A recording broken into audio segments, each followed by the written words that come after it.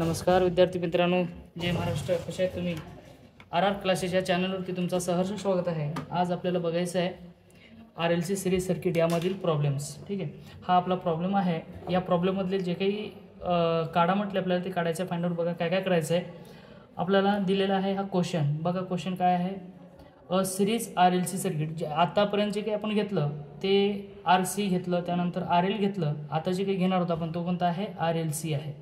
यातील जो काही प्रॉब्लेम आहे ते बघा कसं आहे. RLC series circuit consist of resistance. एक RLC सिरीज सर्किट दिलेलं आहे. म्हणजे बघा थोडक्यात कसं आहे, हा असा नेटवर्क असेल, हा R असेल, त्यानंतर हा L असेल आणि हा C असेल. ओके, आणि त्यानंतर याच्यासाठी एक व्होल्टेज सोर्स लावलेला आहे. हा व्होल्टेज सोर्स असेल. यामधला जो काही रेजिस्टन्स आहे तो रेजिस्टन्स दिलेला आहे आपल्याला 33 ओहम. त्यानंतर यामधला जो काही L आहे तो L सुद्धा दिलेला आहे आपल्याला. तो बघा किती आहे, 0.44 हेनरी. आणि त्यानंतर जो काही कॅपॅसिटन्स आहे तो कॅपॅसिटन्ससुद्धा दिलेला आहे. तो आहे 222 मायक्रो फॅरॅड. त्यानंतर काय सांगितलं बघा, it is connected across 200 volt. आणि जो काही व्होल्टेज आहे तो AC आहे, 50 hertz single phase AC supply. म्हणजे याचा अर्थ असा आहे की 200 व्होल्टेज हा व्होल्ट आहे आणि त्यानंतर 50 हर्ट्ज ह्याला फ्रिक्वेन्सी दिलेली आहे. ठीक आहे, त्यानंतर बघा काय सिंगल फेज AC सर्किट आहे. आता कॅल्क्युलेट काय काय काढायचे ते बघून घ्या अगोदर. फर्स्ट आहे XL, त्याच्यानंतर XL अँड XC काढायचं आपल्याला, ते क्वेश्चनमध्ये दिलेलं आहे. त्यानंतर जो काही सेकंड आहे तो सेकंडसुद्धा काय झड काढायचा, म्हणजेच काय इन्फिडन्स काढायचा आहे.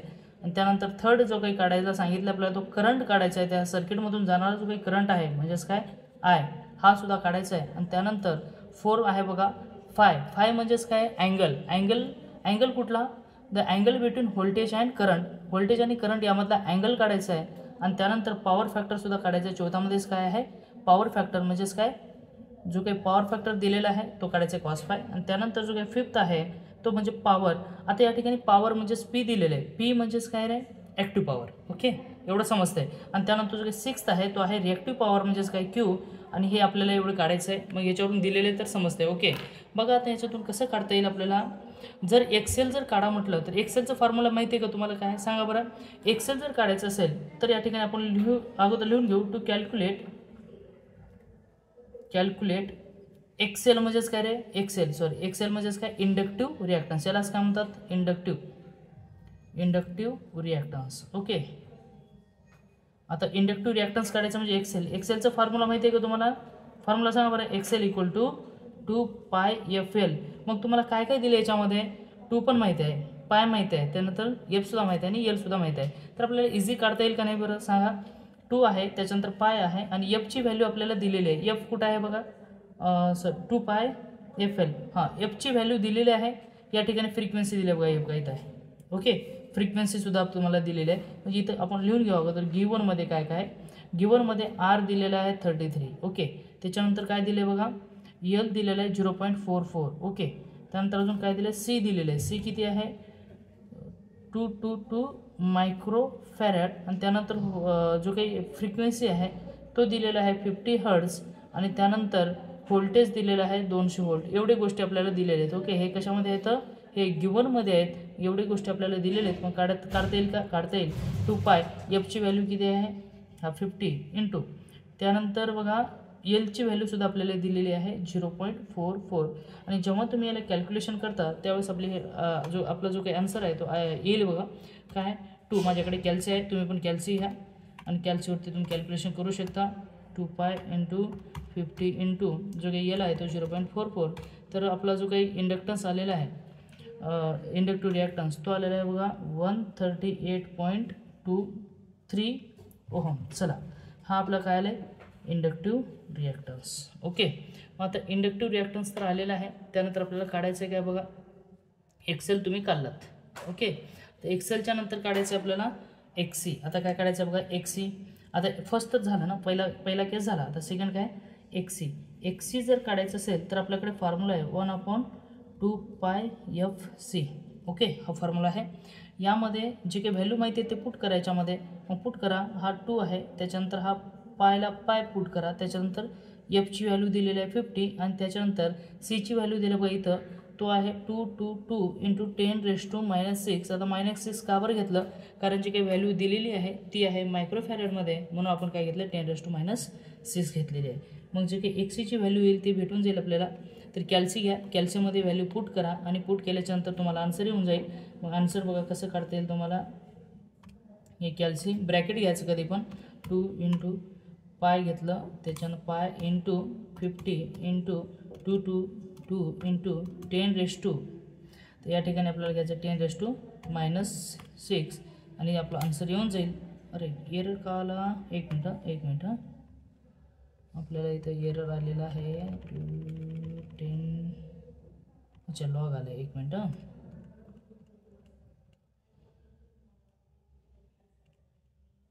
2 इंटू 10⁻². एक मिनिट काय प्रॉब्लेम झाला. हां आता 10⁻⁻6 म्हणजे आपली व्हॅल्यू भेटून अजून पण नाही झाला ना. ठीक आहे, एरर काय येतोय. ठीक आहे बघा, हे जे काही मेथड आहे ते बरोबर आहे. थोडं कॅल्सी प्रॉब्लेम आहे, कॅल्सीचा प्रॉब्लेम असल्यामुळे येत नाही आहे. पण ही जी काही व्हॅल्यू आलेली आपल्याला XCची व्हॅल्यू भेटलेली आहे 14.34 ओहम. हा आला, काय आला आपला हा XC. आता त्यानंतर काढायचं काय झड, म्हणजेच काय आता काढायचं सेकंड थिंग आहे टू कॅल्क्युलेट इम्पिडन्स, म्हणजेच काय झड. इम्पिडन्स म्हणजेच काय झड. झडचा फॉर्म्युला काय सांगा बरं. √Of R² plus XL minus XC². आता XL मायनस XC का घ्यायचं रे, कारण या ठिकाणी आपल्याला दिलेलं आहे R आहे, L आहे आणि C दोन्ही पण कसे आहेत सिरीज, म्हणजे तिन्ही जे काही गोष्टी आहेत ते सिरीजमध्ये आहेत. म्हणून आपण अगोदर एक काढून घेऊ. XL मायनस XC जर काढून घेतलं तर आपल्याला सोपं जाईल. आता XL बघा किती आहे, XL 138.23 मायनस XCची व्हॅल्यू जी काही आहे ते आहे बघा 34 म्हणजे 1434. मग जरी ही जर व्हॅल्यू काढलं तर किती येतं बघा 138.23 मायनस 14.34. तर आपला जो काही आन्सर आलेला आहे तो येईल XL मायनस XC. तर हा आपला आन्सर आलेला आहे 123.89. हा आला तुमचा XL मायनस XC. आता ही जी काही व्हॅल्यू आहे ते झडमध्ये पुट करा म्हणजे आपल्या व्हॅल्यू भेटून जाईल. झड इक्वल टू आरची व्हॅल्यू दिली आहे का रे, या ठिकाणी रेजिस्टन्ससुद्धा दिली आहे बघा. इथं आहे बघा रेजिस्टन्स किती आहे 33. मग हा 33चा स्क्वेअर प्लस ही जी काही व्हॅल्यू आली आहे त्याची स्क्वेअर करा. किती आले 123.89. याचा जर स्क्वेअर केला तर आपल्याला झडची व्हॅल्यू भेटून जाते. झडची व्हॅल्यू काढता येईल का आपल्याला, काढता येईल. अंडररूटमध्ये घ्या, अंडररूटमध्ये 33 स्क्वेअर, त्याच्यानंतर आहे प्लस 123.89चा स्क्वेअर जर घेतला तर आपल्याला याची आन्सर, अरे एक मिनिट असं का व्हायला यार. अंडररूटमध्ये 33चा स्क्वेअर प्लस 123.89चा स्क्वेअर. तर आपला आन्सर आलेला आहे, तो आन्सर आलेला आहे 128.209. हा आपला झड आलेला आहे. त्यानंतर आपल्याला काढायचं आहे बघा, आपण नेक्स्ट पेजवरती घेऊ. हा पेज इथंच ठेवा. जर स्क्रीनशॉट लागत असेल तर स्क्रीनशॉट काढून घ्या, जेणेकरून तुम्हाला नंतर पण हे आपल्याला बघायला भेटेल. ओके, तर आपण लगेच दुसरा पेज चेंज करणार आहोत. तर या पेजमध्ये आपल्याला जे काही व्हॅल्यू दिली आहे ते असेच ठेवायचे आहे, नंतर जे काही व्हॅल्यू नाही ते काढायचे आहे. नेक्स्ट बघा काय काढा म्हटलं आपल्याला, बघा झड तर आला, त्यानंतर काढायचं काय आय. आता आय काढायचं आहे. आय जर काढायचं असेल तर असं लिहून घेऊया आता, टू कॅल्क्युलेट करंट. आता नेक्स्ट काढायचं आहे कॅल्क्युलेट करंट काढायचं आहे. मग ते काही जे काही करंट आहे ते करंट काढण्यासाठी आपल्याकडे फॉर्म्युला आहे I = V/R. पण हे जेव्हा फॉर्म्युला वापरताना तुम्ही फक्त आणि फक्त रेजिस्टन्सच्या अक्रॉस वापरायचं आहे. पण जेव्हा आपल्याला इम्पिडन्स थ्रू काढायचं किंवा पूर्ण सर्किटचं काढायचं त्यावेळेस तुम्ही फॉर्म्युला घेऊ शकता I = V/Z. मग तुम्हाला दिलेलं आहे ना व्होल्टेज किती आहे सांगा, 200 व्होल्ट डिवायडेड बाय झडसुद्धा आपलं आत्ताच काढलं आहे. झड आलेला आहे आपला 128.20. मग जेव्हा तुम्ही हे घेता तेव्हा तुमची जी काही व्हॅल्यू आहे ती व्हॅल्यू भेटून जाईल आपल्याला. Answer divided by 200 divided by answer जर केलं तर आपली जी काही व्हॅल्यू आहे ती 1.55 एम्पियर. हा तुम्हाला करंट भेटलेला आहे. आयची व्हॅल्यू 1.55 एम्पियर. ओके, करंट पण आला. चला हा करंट पण काढलो आपण. त्यानंतर काढायचं काय फोर्थ आहे. फोर्थ म्हणजेच काय फाय अँड पॉवर फॅक्टर. आता फाय जर काढायचं असेल ठीक आहे, म्हणजे आता आपल्याला काढायचं फाय अँड पॉवर फॅक्टर. जर फाय जर काढायचं असेल तर आपल्याला अगोदर कॉस फाय काढून घ्यावं लागेल की नाही. ओके, फाय जर काढायचं असेल तर अगोदर काय करू कॉस फाय काढून घेऊ. मग कॉस फाय कसं काढणार कॉस फाय म्हणजे power factor equal to R by Z. हा फॉर्म्युला आहे कॉस फाय म्हणजेच काय power factor equal to cos phi equal to R by Z. R आहे आपला 33 डिवाइड बाय झड जे काही आत्ताच आपण काढलेली व्हॅल्यू होती ती म्हणजे बघा या ठिकाणी लिहिले 128.20. हे जर घेतलं तर आपल्याला काय भेटतो कॉस फाय म्हणजेच काय पॉवर फॅक्टर भेटतो 33 डिवाइडेड बाय 128.20. तर हा जो काही आन्सर आहे तो आपल्याला आलेला आहे बघा 0.257. म्हणजे याचा अर्थ पॉवर फॅक्टर भेटला आपल्याला 0.257. ओके, आता पॉवर फॅक्टर तर झाला. आता त्यानंतर काय काढायचं आहे त्यानंतर काय काढायचं आपल्याला फाय काढायचं आहे. जर फाय जर काढायचं असेल तर कसं काढणार तुम्ही कसं करणार फाय इक्वल टू आता हा तुमचा आला काय कॉस फाय. ओके, म्हणजे कॉस फायची व्हॅल्यू बघा कॉस फाय इक्वल टू 0.257 आला.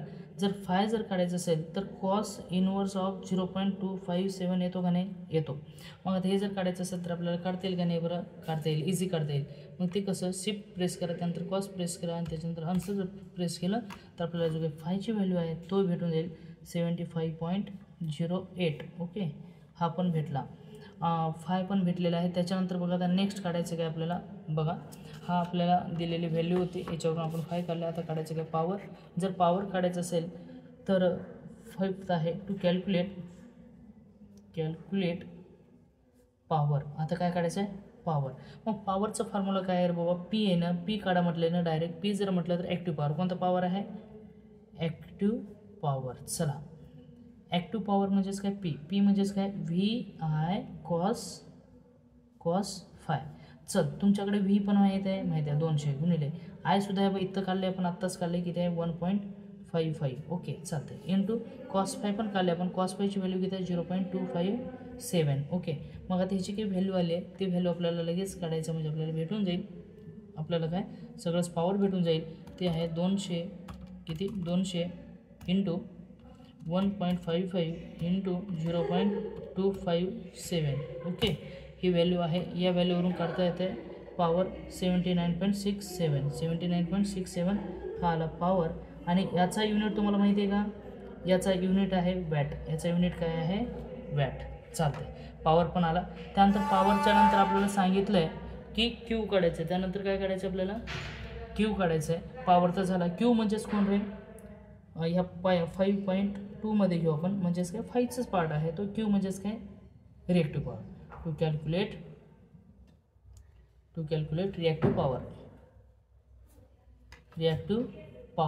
रिॲक्टिव्ह पॉवर म्हणजेच काय आहे Q equal to V I sine phi. चला आता या ठिकाणी व्हीची व्हॅल्यू माहिती आहे तुम्हाला 200. त्याच्यानंतर करंटची सुद्धा व्हॅल्यू माहिती आहे. काही तर काढले करंट किती आहे 1.55 इंटू साईन माहिती आहे आणि त्यानंतर फायची व्हॅल्यू पण आपल्याला दिली आहे आपण काढले आहे किती 75.08.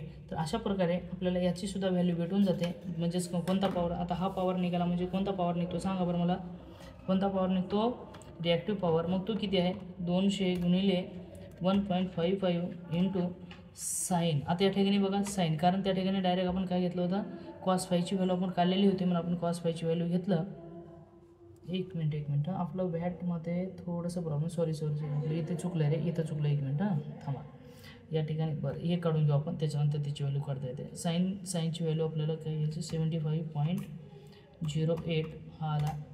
मग हे जे काय आलं ते किती आलं 299.54 हा आला तुमचं काय रिॲक्टिव्ह पॉवर. हा रिॲक्टिव्ह पॉवर काढत असताना याचं जे काय युनिट आहे व्होल्ट ॲम्पियर रिॲक्टिव्ह. बघा पॉवरच्या ठिकाणी आपण काय घेतलं माहिती आहे का डायरेक्ट पॉवर फॅक्टर चुकलं नाही रे बरोबरच आहे. कॉस फायची व्हॅल्यू ओके डायरेक्ट दिली ना कॉस फायची व्हॅल्यू हां चला कॉस फायची बरोबर हे पण व्हॅल्यू बरोबर आहे आणि हे पण व्हॅल्यू बरोबर आहे. बघा आपलं काढायला काय काय सांगितलं होतं ते सगळं निघालं का बघा एक गोष्ट तुम्हाला मी दाखवतो आलं आहे का नाही बघू. या ठिकाणी बघा एक्सेल आलं आहे का बघा एक्सेल हा काढला. मग कशावरून काढलं 2πfl वरून काढलं. त्यानंतर एक्सीची सुद्धा व्हॅल्यू भेटलेली आपल्याला काही तर काढलं एक्सी. त्यानंतर बघा झडची व्हॅल्यूसुद्धा आपण काढलं. झडची व्हॅल्यू किती आलं 128.20 209 आला ना झडपण, बरोबर, झडपण आला. त्यानंतर तिसरं जे काही काढा म्हटलं होतं करंट, बघा या ठिकाणी करंटसुद्धा काढलं आपण. करंटची व्हॅल्यू काय घेतलं, I equal to V by Z घेतलं आणि त्याच्यावरून करंटसुद्धा आलेली आहे. त्यानंतर नेक्स्ट काढा काय म्हटलं होतं आपल्याला, करंट आल्याच्यानंतर पॉवर म्हणजेच काय फेज अँगल म्हणजे फाय काढा म्हटलं होतं. मग फेज अँगलसुद्धा आपण काढलेलं आहे. फेज अँगल कुठं काढले बघा या ठिकाणी काढला. त्याच्यानंतर पॉवर फॅक्टर म्हणजेच काय पॉवर फॅक्टर इथं काढला आपण. पॉवर फॅक्टर कोणता फॉर्म्युला घेतला, आर बाय झेड, आणि त्यानंतर पॉवर फॅक्टर पण आला आपला. त्यानंतर काढा म्हटलं होतं पॉवर म्हणजे active power P equal to V I cos phi घेतलं, त्यामुळे हा पण आला. आणि त्यानंतर नेक्स्ट काय काढा म्हटलं होतं आपल्याला, बघा बरं रिॲक्टिव्ह पॉवरसुद्धा हा आलेला आहे. तर अशा प्रकारे आपला सगळं क्वेश्चन झालेलं आहे. बघा एक वेळेस स्क्रीनशॉट काढून घ्या म्हणजे तुम्हाला समजेल की कसं आला. ओके, हे 1 बाय 1 दिलेलं आहे. तर व्हिडिओ कसा आवडला लाईक करा, जर आवडला असेल तर लाईक करा, शेअर करा आणि सबस्क्राईब करायला मात्र विसरू नका. बघा अशा प्रकारे आपला जे काही क्वेश्चन होतं ते अशा प्रकारे झालेला आहे. बघा बरं स्क्रीनशॉट काढून घ्या. त्यानंतर याचासुद्धा स्क्रीनशॉट काढून घ्या म्हणजे तुम्हाला समजेल की काय केलं आपण. ठीक आहे, तर व्हिडिओ आवडला असेल लाईक करा, शेअर करा आणि मित्रांना सांगा की बुवा कसं काय आहे काय नाही. आणि त्यानंतर कमेंट करायला मात्र विसरू नका. Thank you, take care, bye bye, all the best.